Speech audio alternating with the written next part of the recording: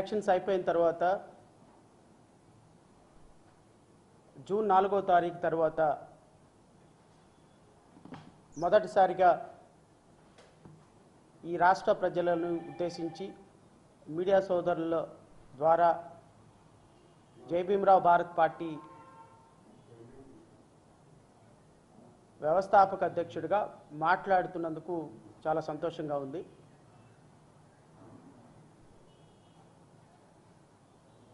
రాష్ట్రంలో జరిగినటువంటి ఎన్నికల్లో మేము పోషించినటువంటి పాత్ర 2019 నుంచి 2024 వరకు ప్రభుత్వం మీద పోరాడిన విధానం, ప్రభుత్వం చేసినటువంటి కొన్ని అప్రజాస్వామిక చర్యల్ని ఖండించిన విధానం, ఎస్పెషల్లీ వ్యక్తిగతంగా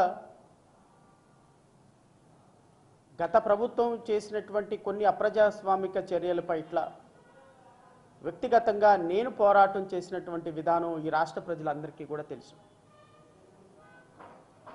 ఎందుకంటే రాష్ట్ర ప్రజలకి ప్రత్యేకంగా నేను కానీ లేకపోతే నేను చేసిన పోరాటాల గురించి కానీ ప్రభుత్వం మీద పోరాడిన విధానం గురించి కానీ ప్రత్యేకంగా చెప్పాల్సిన అవసరం లేదు. అయితే చాలా ఆశ్చర్యకరమైనటువంటి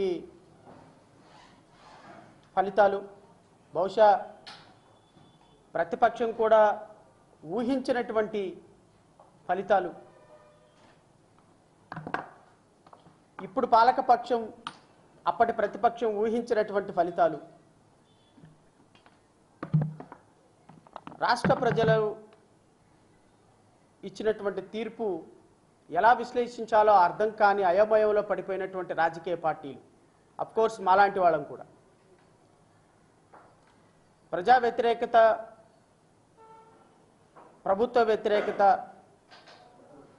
ఉంది అని తెలుసుకొని ఈ స్థాయిలో ప్రజా వ్యతిరేకత ఉంది, ప్రభుత్వాన్ని ప్రభుత్వాన్ని ద్వేషిస్తున్నారు ప్రజలు అని బహుశా అప్పటి ముఖ్యమంత్రి జగన్మోహన్ రెడ్డి గారు కానీ ఇప్పటి ముఖ్యమంత్రి చంద్రబాబు నాయుడు గారు కానీ ఊహించని ఫలితాలు. అయితే నేను మీ ద్వారా రాష్ట్ర ప్రజలకి ఒక విషయం అయితే మాత్రం తెలియజేయాలి. కేవలం ప్రతిపక్షాన్ని 11 సీట్లకే పరిమితం చేసి 164 సీట్లతోటి అత్యున్నతమైనటువంటి మెజారిటీ సాధించినటువంటి ఇప్పుడున్నటువంటి ఎన్డీఏ కూటమి ఒక్క రోజుతోటి ఈ ఫలితాలు రాలేదు అన్న విషయాన్ని మాత్రం గుర్తుపెట్టుకోవాలి. ఎందుకంటే గత ప్రభుత్వం చేసినటువంటి తప్పుల కారణంగా ఒకరోజు ఒక ఇన్సిడెంట్ చూసి 164 సీట్లు మాకు వచ్చినాయి అని ఎన్డీఏ ప్రభుత్వం భావిస్తే మాత్రం అది చాలా తప్పు.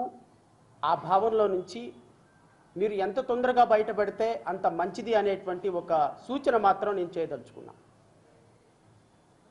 2014 సంవత్సరం నుంచి 2019 వరకు పరిపాలించినటువంటి వైఎస్ఆర్సీపీ తెలుగుదేశం ప్రభుత్వం చేసినటువంటి అప్రజాస్వామిక చర్యల కారణంగా, ఈ రాష్ట్రంలో పరిపాలించినటువంటి పరిపాలన కారణంగా 2019లో 151 సీట్లతో అద్భుతమైనటువంటి మెజారిటీ ఇచ్చి వన్ సైడ్ ఎలక్షన్ జరిగి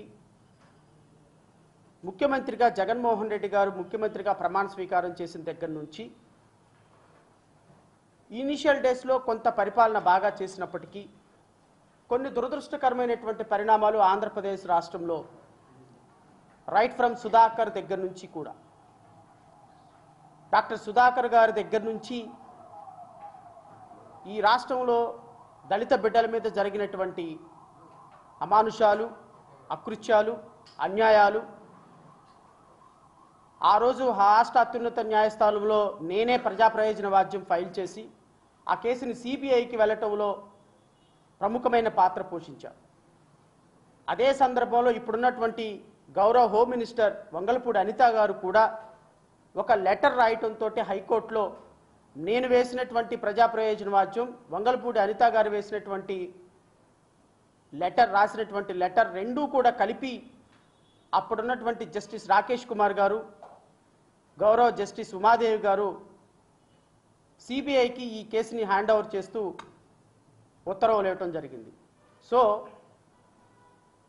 గత ప్రభుత్వం యొక్క తప్పులు 2019 నుంచే వివిధ న్యాయ పోరాటాల ద్వారా, కొన్ని వేల డిబేట్ల ద్వారా, కొన్ని వేల రౌండ్ టేబుల్ సమావేశాల ద్వారా అన్ని వర్గాల ప్రజలు యొక్క కష్టాలని, నష్టాలని, బాధలని, కన్నీళ్ళని వివిధ రూపాలలో ప్రజాక్షేత్రంలో పెట్టి, వివిధ రూపాలలో ప్రజల మస్తిష్కాల్లో, ఆలోచనల్లో ఒక ఉన్నతమైనటువంటి భావాలను నెలకొల్పి ఈరోజు 164 సీట్లతోటి అత్యున్నతమైనటువంటి మెజారిటీ ఎన్డీఏ కూటమి సాధించడానికి ప్రధాన పాత్ర పోషించిన వ్యక్తుల్లో జై భీమరావు భారత్ పార్టీ వ్యవస్థాపక అధ్యక్షుడిగా జడా శ్రవణ్ కుమార్ కూడా ఒకళ్ళు. అది రాష్ట్ర ప్రజలు ఖచ్చితంగా గమనించారు అని అయితే భావిస్తున్నాం. అఫ్కోర్స్ ఎలక్షన్లో మేము బెటర్గా పర్ఫామ్ చేయలేకపోవచ్చు. అఫ్కోర్స్ ఎలక్షన్లో ప్రతిపక్షం అనుకున్న స్థాయి కంటే ఎక్కువగా ఫెయిల్యూర్ అవ్వచ్చు.